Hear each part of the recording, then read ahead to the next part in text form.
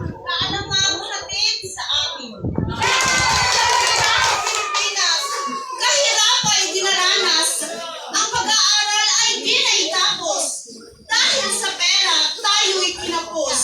Subalit, agriculture na may ibiniyaya sa atin ng Diyos.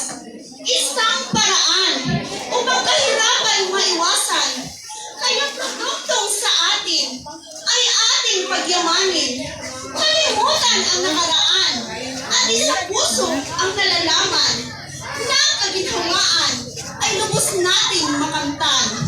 Kaluskos sa lupa at pawis ang aming luho dahil sa pagtatanim ay hindi biro.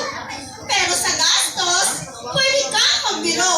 Pag-aaral ay bigyang halaga at ang natutunay i-apply mo na para iwas na sa gastos. Aanin ka pa ng sobra. Kaya taus-pusong pasasalamat ay tanggapin nyo na. Lalong-lalo na sa Diyos na siyang may likha.